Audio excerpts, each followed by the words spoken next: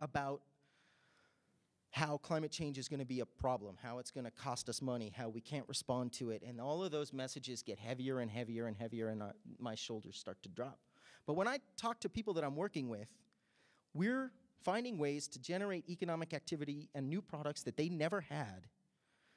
They're generating revenue streams from products they never thought of, and people are buying those carbon offsets because they're trying to offset or mitigate the emissions from their production process. Whether it's voluntary, like the Chicago Climate Exchange, or most activity in the US, or whether it's mandatory or compliance, like cap-and-trade legislation, or like the California Climate Action Reserve, or the European Trading Scheme. Those things are those are legally mandated markets. You can't emit more than that. It's like the Clean Air Act in the US. One more quick example, just to give you a visual cue. I don't know how much, I probably have just 5 minutes or something left. Of a project in Panama. And I hesitate to start this because I know this project and love this project so much that I'm going to want to talk about it for far too long. So I have to caution myself. And mostly what I want you to look at is the photos to get sort of an image of what this looks like. But I'm going to try and describe it first. Otherwise, I'll get lost sharing all of the glory of working with these communities. These are indigenous communities in Panama, on the Pacific side. The Pacific side of Panama was the side that was traditionally used after settlement by the conquistadores in the conquest of the New World because it had a wet-dry cycle that mimicked Mediterranean climates, and the agricultural crops from Europe would grow there. So everybody preferentially settled there. The Atlantic was all wet all the time, and nobody knew, and a lot of disease, so nobody really wanted to be there. They cut the forest down, farmed. Tropical soils don't do so well under those conditions, wash away readily, and the nutrient capital dissipates. Then they decide, okay, let's put cows there. And they graze, and they graze, and they need more and more land, and it becomes more and more extensive until all of a sudden the soil can't support society anymore. People migrate, and they fill service sector jobs in the cities. Families dissipate.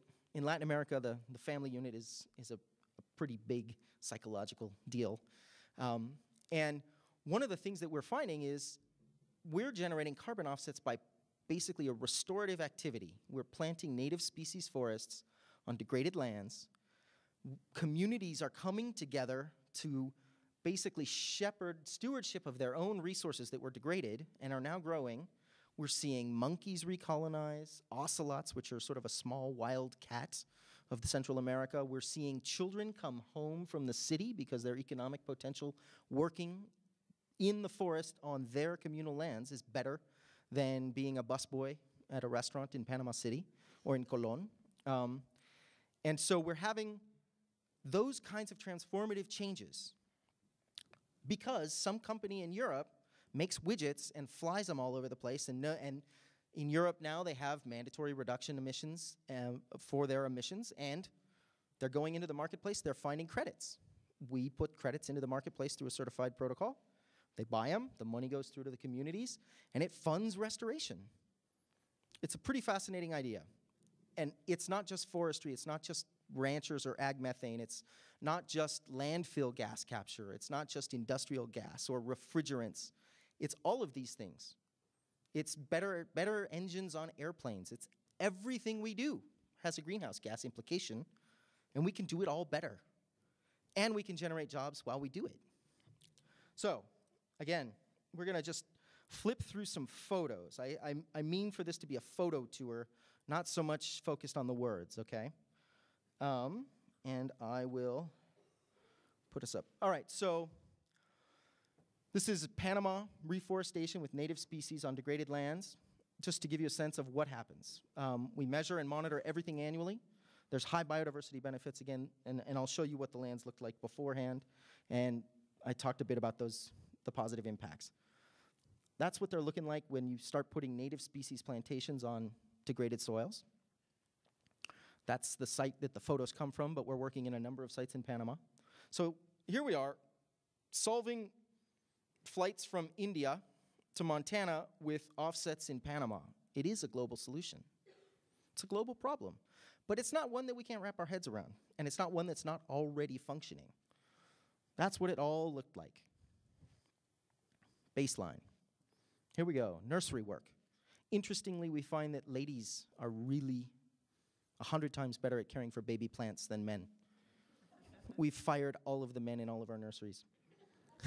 It's just true. That's what they look like after you outplant them from the nursery. And again, we pick local seeds that are going to be there, native forest genetic stock that's local. This is sort of the nursery to plantation routine. So we had cows. Now all of a sudden we're starting to get trees.